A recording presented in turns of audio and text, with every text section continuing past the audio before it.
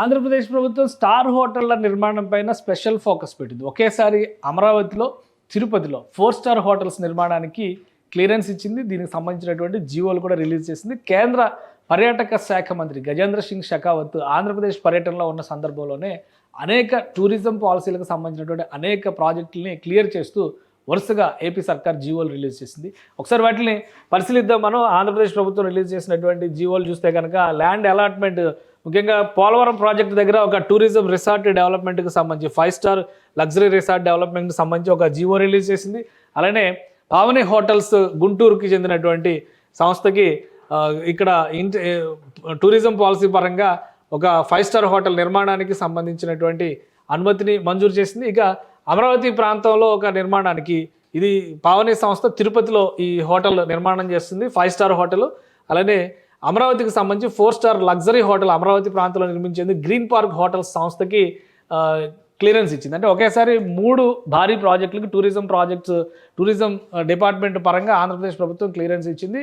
అఖండ గోదావరి పేరుతో గోదావరి పుష్కరాల కోసం ప్రత్యేకమైనటువంటి ప్రాజెక్టుని కేంద్ర మంత్రి భూమి పూజ చేశారు. దీనికోసం ఆంధ్రప్రదేశ్కి వచ్చారు డిప్యూటీ సీఎం పవన్ కళ్యాణ్, అక్కడ లోకల్గా ఎంపీగా ఉన్నటువంటి పురంధేశ్వరి, అలానే రాష్ట్ర పర్యాటక శాఖ మంత్రి కందుల దుర్గేష్, వీళ్ళందరూ కూడా ఈ కార్యక్రమంలో పాల్గొన్నారు. వాళ్ళతో పాటు గజేంద్ర సింగ్ షెకావత్ ఆ కార్యక్రమం అయిన తర్వాత అమరావతి సందర్శనకు వచ్చారు. అమరావతిలో జరుగుతున్నటువంటి డెవలప్మెంట్ యాక్టివిటీస్ని కూడా ఆయన పరిశీలించారు. నారా లోకేష్ అలానే ముఖ్యమంత్రి చంద్రబాబు నాయుడుతో భేటీ అయ్యారు. మంత్రి నారా లోకేష్ గజేంద్ర సింగ్ షెకావత్కి స్వాగతం పలికారు.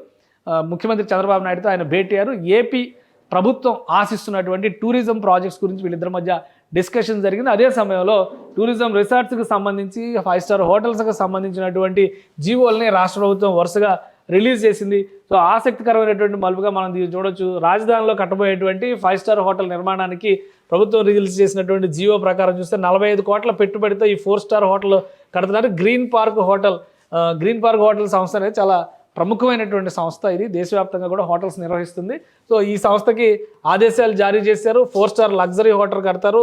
145 కోట్ల పెట్టుబడితో 250 మందికి రాజధాని ప్రాంతంలో దీనివల్ల ఉపాధి కల్పన జరుగుతుందని చెప్పని గ్రీన్ పార్క్ సంస్థ చెబుతుంది. వీళ్ళు పెట్టినటువంటి ప్రపోజల్స్ని రాష్ట్ర ప్రభుత్వం క్లియర్ చేసింది. అలానే తిరుపతిలో కట్టబోయేటువంటి 5 స్టార్ హోటల్కి కూడా ప్రత్యేకతలు ఉన్నాయి. ఇది తిరుపతి అంతర్జాతీయ డెస్టినేషన్ కాబట్టి అనేక మంది టూరిస్టులు వస్తారు, భక్తులు వస్తారు ప్రధానంగా. సో దాన్ని దృష్టిలో పెట్టుకొని ఈ 5 స్టార్ హోటల్ నిర్మాణానికి పావని హోటల్ సంస్థకి ప్రభుత్వం అనుమతి ఇచ్చింది. 80 కోట్ల పెట్టుబడితో ఈ నిర్మాణం చేయబోతున్నారు. దీని నుంచి కూడా ఉద్యోగ కల్పన జరుగుతుందని చెప్తున్నారు. ఇక పోలవరం ప్రాజెక్టు దగ్గర 5 స్టార్ లగ్జరీ రిసార్ట్కి రాష్ట్ర ప్రభుత్వం అనుమతి ఇచ్చింది. 15.25 ఎకరాల భూమిని కూడా కేటాయిస్తూ ప్రోత్సాహాలని అనౌన్స్ చేసింది. 250 కోట్ల పెట్టుబడితో మెగ్లాన్ లీజర్స్ సంస్థ ఈ ప్రాజెక్ట్ నిర్మించబోతుంది. 350 మందికి ఉద్యోగాలు వస్తాయి. ఇది 66 ఏళ్ల లీజ్ ప్రాతిపదికన ఈ ప్రాజెక్ట్ని క్లియర్ చేశారు. సో వరుసగా ఈ ప్రాజెక్టులకి క్లియరెన్స్ ఇవ్వడం అనేది, రాష్ట్ర ప్రభుత్వం క్లియరెన్స్ ఇవ్వడం అనేది ఏపీలో టూరిజంలో వస్తున్నటువంటి జోష్. అదే పనిలో భాగంగా ఆంధ్రప్రదేశ్ ప్రభుత్వం అడ్వెంచర్ టూరిజంకి సంబంధించినటువంటి గైడ్ లైన్స్ను కూడా రిలీజ్ చేసింది. కోస్టల్ బెల్ట్లో, సముద్ర తీరంలో కానీ, కొండలు, గుట్టలు, అడవులు ఉన్నటువంటి ప్రాంతాల్లో కానీ ఈ అడ్వెంచర్ టూరిజంను పెద్ద ఎత్తున ప్రోత్సహించాలని చెప్పి రాష్ట్ర ప్రభుత్వం భావిస్తుంది. దానికి సంబంధించినటువంటి గైడ్ లైన్స్ను కూడా రిలీజ్ చేసింది. సో రాష్ట్రానికి సహకరిస్తే, కేంద్రం మరిన్ని ప్రాజెక్టులు మంజూరు చేస్తే కనుక టూరిజంలో ఆంధ్రప్రదేశ్ కోహినూర్ ఆఫ్ టూరిజంగా మారిపోయేటువంటి అవకాశం ఉంటుందని ఏపీ సర్కార్ ధీమాగా ఉంది.